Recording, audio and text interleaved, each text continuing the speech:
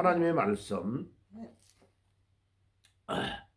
사도행전 1장.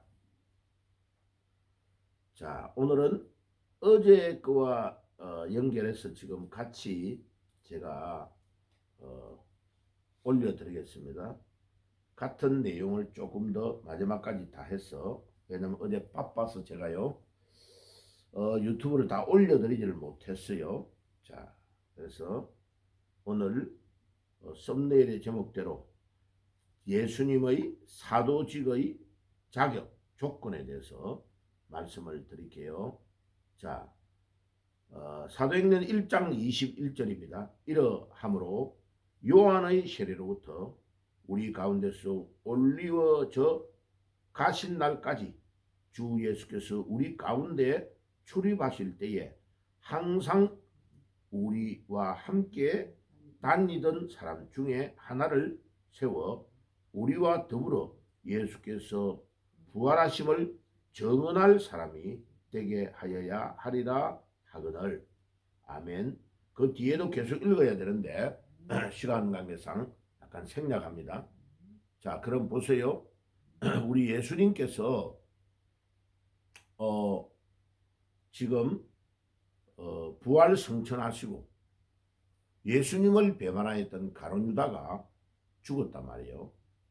죽고 나서 그냥 12명의 제자 중에 11명만 남아있는 그대로 있지 않고 12명 중에 가룟 유다가 빠진 한 명에 해당되는 그 사람을 다시 뽑는 절차를 보여주고 있습니다.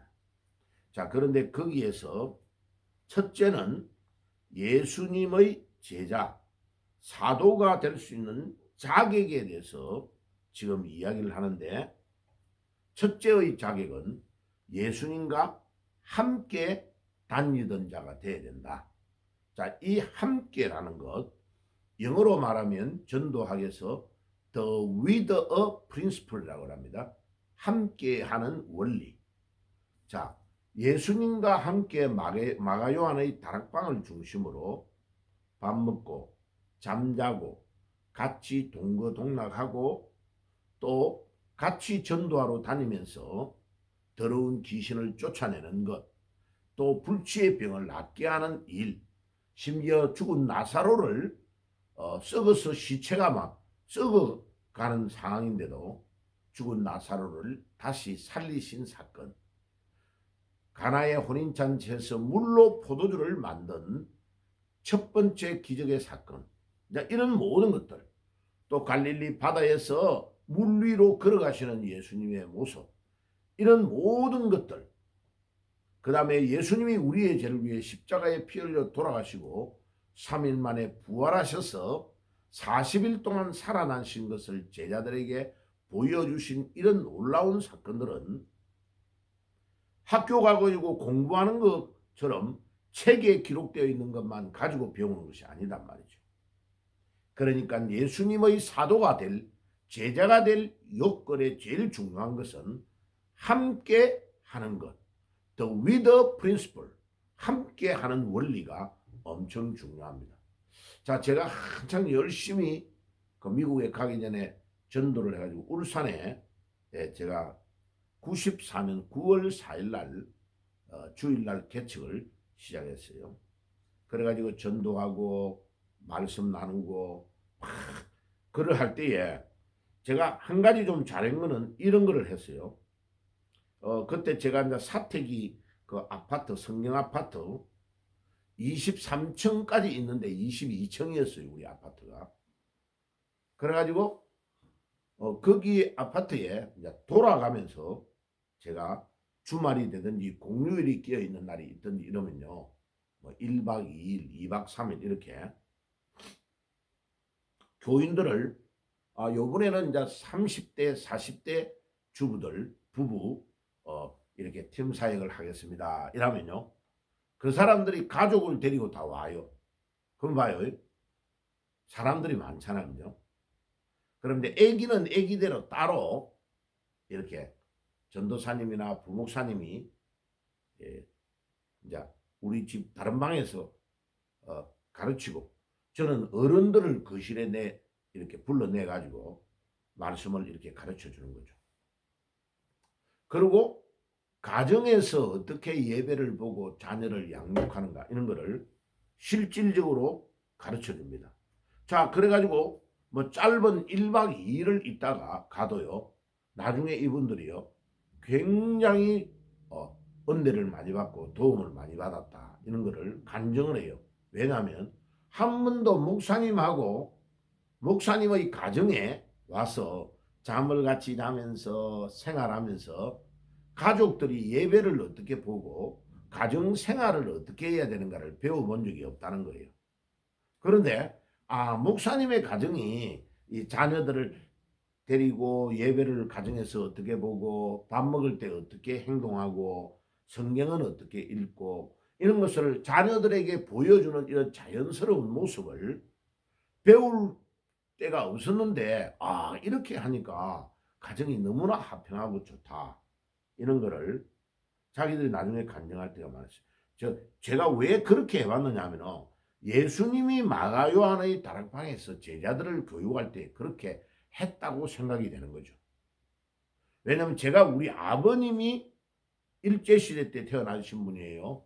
1919년에 태어나신 분인데 예수님을 믿기 시작해가지고 그분이 불신자의 가정, 불교의 집안에서 자라났던 분이 중간에 예수님을 믿게 돼가지고 예수 믿으니까 이렇게 좋다 하면서 가정에서 늘 예배를 드렸단 말이에요. 성경을 읽고. 그런데 그거를 제가 어릴 때부터 보면서 참 우리 아버지의 모습이 너무나 멋지고 좋다. 그거를 배웠어요. 그런데 그게 엄청 도움이 되더라고요. 그게 지금 우리 아들 2명이 자라나서 믿음 생활하는 거 보면요. 내가 매일 안 빠지고 가정에서 예배를 드리며 화목하게 보낸 그게 이 자녀들에게 엄청나게 큰 유익이 됐다 하는 것을 깨닫게 된 거죠. 그래서 첫째는 예수님의 사도가 되려면 함께 하는 사람이 되어야 된다. 그게 21절에 나오는 게 굉장히 중요한 말을 전달하고 있는 거죠. 그 다음에 22절에 중요한 내용은 부활을 증언하는 사람이 되어야 된다. 그러니까 제자들 자신이 내가 어떻게 이렇게 급격한 변화가 되고 터닝 포인트를 가졌을까를 경험한 것 중에 하나가 예수님이 십자가에 못 박히고 다 끝났다고 생각하고 실망과 시리에 빠져서 집으로 돌아갔던 그들을 예수님이 찾아오셔서 부활하신 모습을 보여주시고 같이 식사하시고 자기가 살아났다는 것을 간증해 준 그것이 예수님 제자들 자신이 변화된 제일 중요한 터닝 포인트가 됐다는 것을 알고 있기 때문에 이 조건을 정확하게 제시하고 있는 겁니다. 그러니까 지금도 우리가 예수님의 진짜 제자가 되려면 예수님의 부활을 체험하고 예수님의 부활을 증언할 수 있다. 증거한다는 이 말은 뭐냐면 위트니스가 된다는 말은 완전히 간증자 마르투스라는 헬라어 단어의 뜻은 목숨을 걸고 전한다는 내용이 들어가 있는 겁니다. 그러니까 예수님의 제자들이 십자가에 못 박히고 나서는 다 도망쳐 버렸지만 부활하신 주님을 만나고 나서 베드로부터 순교할 때에 십자가에 거꾸로 매달려가 순교했을 정도로 완전히 변화가 오는 것은 부활하신 주님을 체험하고 부활하신 주님을 증거하고 증언하는 자가 되어야 진짜 예수님의 제자가 되고 사도가 된다는 것을 그들이 깨달았기 때문에 이 조건을 이야기하고 있는 것입니다. 그리고 그 다음에 세 번째로 이 예수님의 제자들이 11명만 남아가지고 제자의 사역을 하면 될 건데 왜 나머지 1명 가룟유다가 죽었던 자리에 또 꼭 1명을 대체할까? 그리고 2명의 그 문망대상에 올랐던 바사바 요셉 곧 유스도라 하는 사람이 한 명이 있고 동일한 인물입니다요. 바사바라고도 하기도 하고 요셉이라고도 하기도 하고 유스도라고 하기도 하고 이 사람은 이름이 세 개라는 뜻이죠. 그런데 다른 한 명 마띠아라는 사람이 있습니다. 그러면 두 명이 훌륭한 사람이 있으면 두 명 다 그냥 사도로 하면 되지 않습니까? 해가지고 13명이 하면 될 건데 왜 두 명 중에 한 명을 딱 따로 심지를 뽑아가지고 제비를 뽑아가지고 한 명은 떨어뜨리고 한 명 마띠아를 제자로 했을까? 그거는 12명이라는 것의 중요한 의미를 부여하고 있다고 볼 수 있습니다. 예수님의 제자가 12명이었고 이스라엘의 지파가 12지파고 또 성부와 성자와 성령 이랄 때 3이라는 숫자가 들어가잖아요. 3 곱하기 4가 12잖아. 이게 3이라는 숫자, 12이라는 숫자 이런 것들이 다 완전수에 해당됩니다. 그죠? 그래서 우리 옛날에 문방구에 크레파스 이런 거 숫자 전부 다 색깔이 12색깔로 나오는 이유가 있죠. 그죠? 이런 것들이 성경의 영향을 받았던 것을 잘 알 수 있습니다. 자, 그래서 12라는 숫자가 의미가 분명히 있기 때문에 이렇게 하셨을 거다. 그래서 제가 볼 때요, 이게 저 군대에 가면 저 분대를 운영할 때 소대 안에 4개의 분대가 있거든요. 이것도 보면 거의 대다수가 12명을 단위로 구성되어 있는 것을 볼 수 있어요. 뭐 요즘은 편제가 조금 바뀌었는지는 모르겠지만은 자, 그것뿐만 아니고 이 10이라는 의미가 분명히 있기 때문에 예수님께서 이렇게 제자들을 한 명 한 명 양육하셨을 거다. 그 다음에 그것뿐만 아니라 네 번째로 그들이 기도하여 이르되 모든 사람의 마음을 아시는 주여 이 두 사람 중에 누구를 택하셨는지를 보이소서. 그게 24절에 나옵니다. 아까 23절에 유스도라는 사람하고 마띠아라는 사람 두 명이 있는데 24절에 가서는 두 명 중에 한 명을 골라내기 위하여 기도를 하고 있습니다죠. 예. 그러니까 기도도 아주 중요한 거다. 사람을 세우는 데에 기도를 하여 제자를 세우는 일을 하고 있는 것이 네 번째 조건입니다. 다섯 번째는 이 사역과 사도의 직분을 받게 하소서. 25절에 유다는 이를 버리고 자기 처소로 갔나이다. 봐요. 가룟 유다는 예수님을 배신하고 자기가 잘못했으면 회개하고 돌아오면 될 건데 그냥 회개하지 않냐고 뉘우치기만 뉘우치고 자살해서 창자가 터져 죽었습니다. 보세요. 지옥 가는 사람은 죄를 지은 것 때문에 지옥 가는 것이 아니고 지은 죄를 회개하지 않기 때문에 지옥 간다는 것을 딱 알 수 있습니다. 동일하게 잘못한 베드로는 3번이나 예수님을 배신했는데도 회개하고 돌아와서 예수님의 제자로서 순교하고 죽습니다. 그런데 가룟 유다는 뉘우치기만 뉘우치지 회개하고 돌아오지를 않습니다. 그리고 회개의 차이는 뭡니까? 회개는 행동이 방향 전환이 되어서 돌아와야 회개입니다. 그냥 잘못했다 마음에 찔려 그래 너무 괴로워 그래 은주를 갖다가 제사장들에게 던져버리고 와가지고 자살해 죽었다고 회개는 아니에요. 그거는 뉘우치고 끝난 거야. 베드로는 회개합니다. 자, 우리가 여기에서 알 수 있는 건 뭡니까? 죄가 두 종류예요. 회개를 안 하면 지옥 가는 죄가 있고 성하와 관련되어 가지고 우리 생활 속에 조그마하게 짓는 죄들이 있잖아요. 그거는 성하와 관련되는 거다. 제가 전에 설명을 다 드렸어요.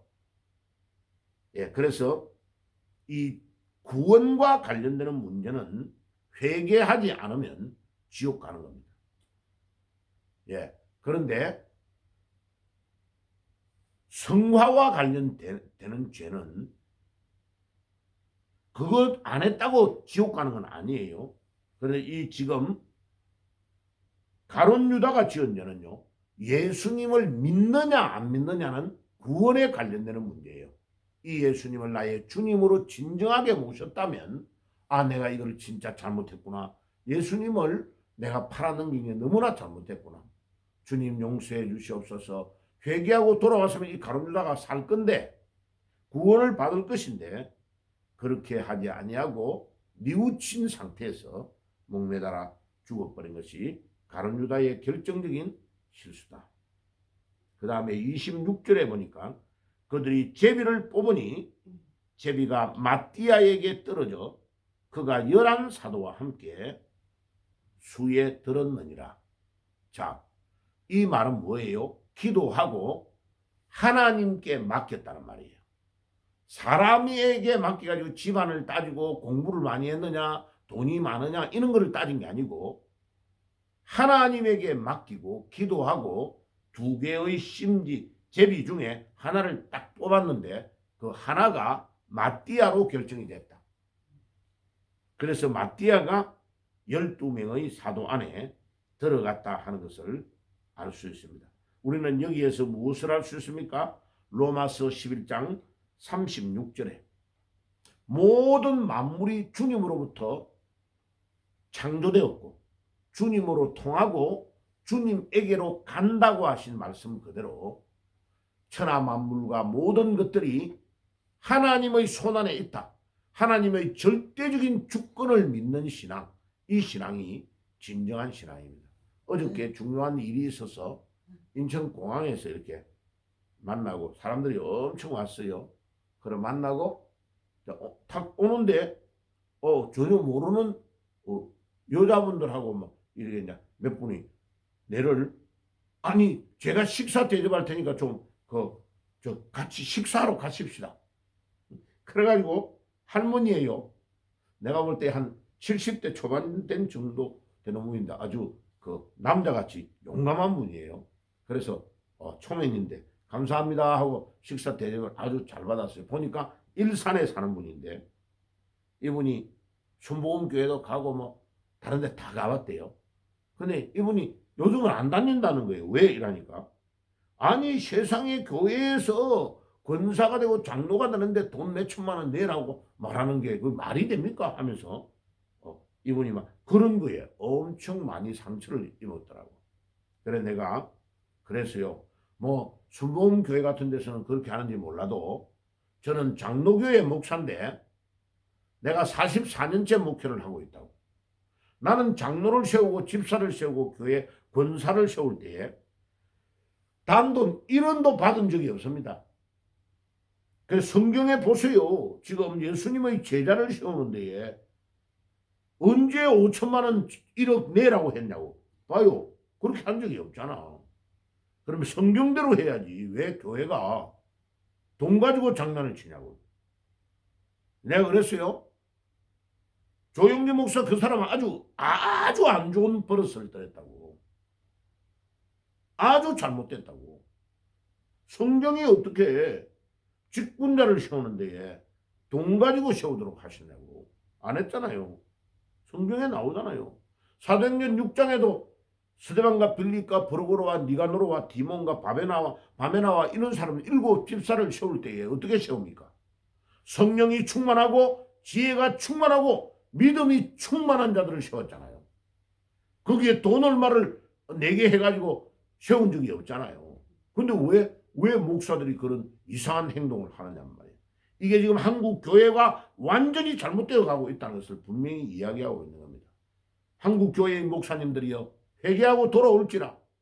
지금 이 나라가 완전히 잘못되어 가고 부정선거로 가짜 국회의원이 60명 넘게가 지금 국회 안에 들어가서 온갖 악법을 다 행하고 정치 잘하고 이 나라와 민족을 위해 잘하고 있는 대통령을 윤석열 대통령을 끌어내려 가짜 대통령이 앉아있는 게 왜 그러냐?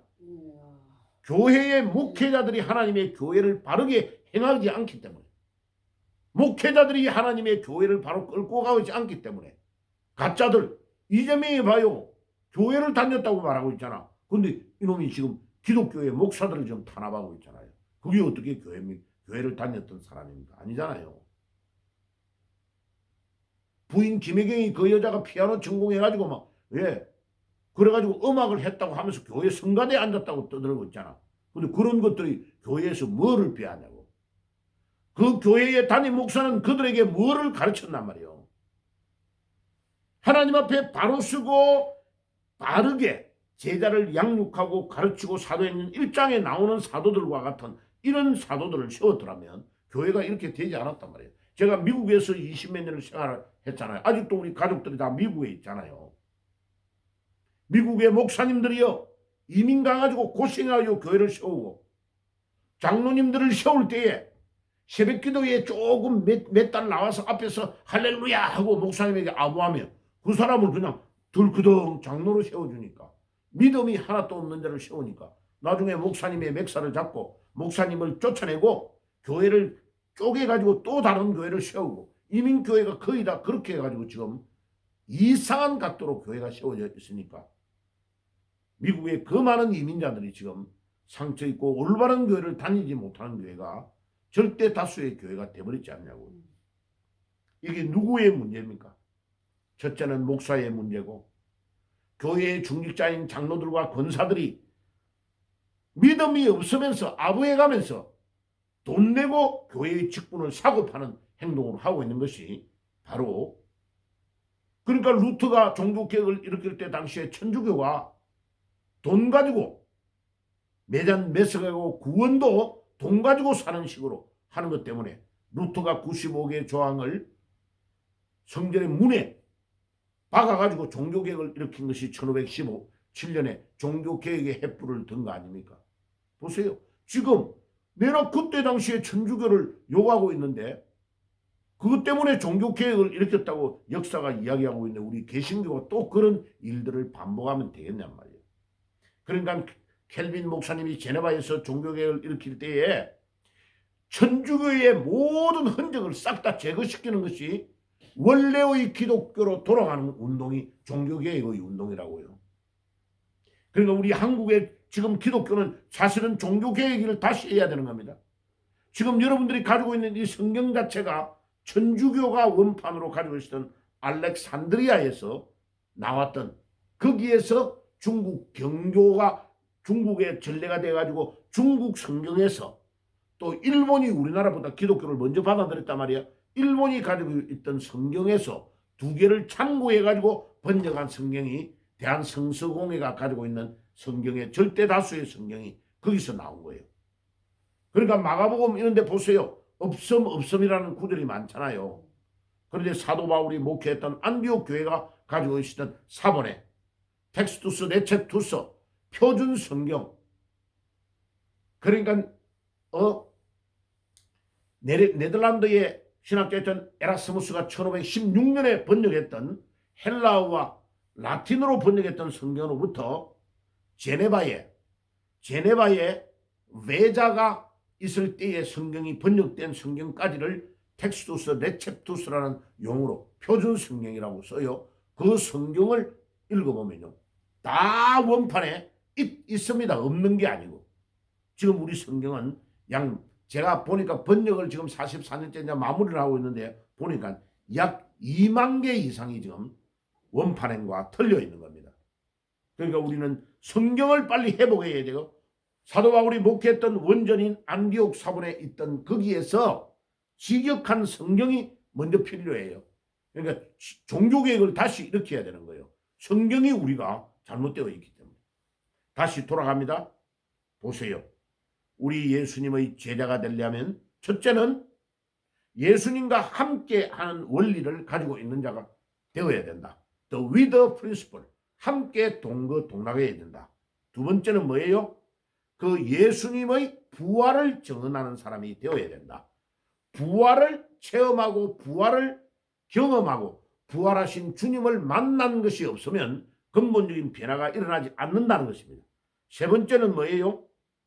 그 예수님의 제자가 되는 조건은 진짜 부활을 체험한 사람 중에 그 부활을 목숨 걸고 증거해야 되고 또 그것을 누리며 그 공동 사역을 같이 하는 정체성을 가지고 있어야 된다.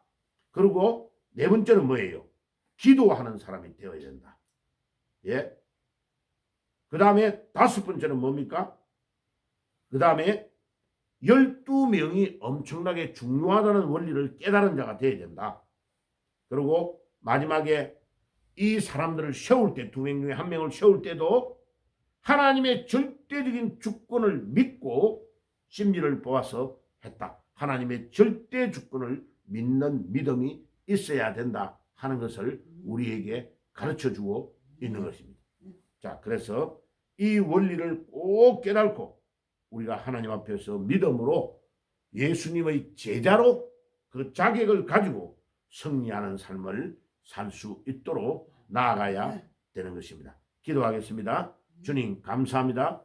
오늘도 우리 예수님의 제자, 사도의 자격, 조건에 대해서 말씀을 나누게 하신 것 감사합니다. 사도행전 1장 21절에 예수님과 함께 다녔던 함께하는 원리, the with principle을 가지고 있느냐 없느냐는 것을 분명히 말씀하고 있고, 그 다음에 부활의 증인이 되어야 되고, 세 번째는 진정한 부활의 의미를 가져야 진짜 신자가 되기 때문에 또 이것을 공적인 자격의 요건을 가져야 되는 사람의 되어야 되고, 네 번째는 기도하면서 뽑았습니다. 사람의 생각과 돈을 받고 뽑은 것이 아니고 하나님이 이 사람 2명 중에 1명을 뽑아달라고 하나님의 전능하심을 믿고 맡기며 그들이 기도했고, 그 다음에 마지막 다섯 번째는 2명 중에 1명을 심지를 뽑은 것을 다 인정하고 하나님의 뜻인 것을 인정하고 하나님의 절대적인 주권을 의지하며 뽑았습니다. 주여, 오늘도 우리 한국 교회가 올바르게 서서 지도자들을 올바르게 세우고 뽑게 하시고 성경대로 할 수 있는 저희들이 되게 해 주옵소서. 오늘 우리 모두가 예수님의 제자의 자격을 갖추고 하나님의 절대적인 주권 앞에 무릎을 꿇고 순종하며 남은 삶을 온전히 승리하는 삶을 살 수 있도록 인도해 주옵소서. 예수님의 이름으로 기도드리옵나이다. 아멘.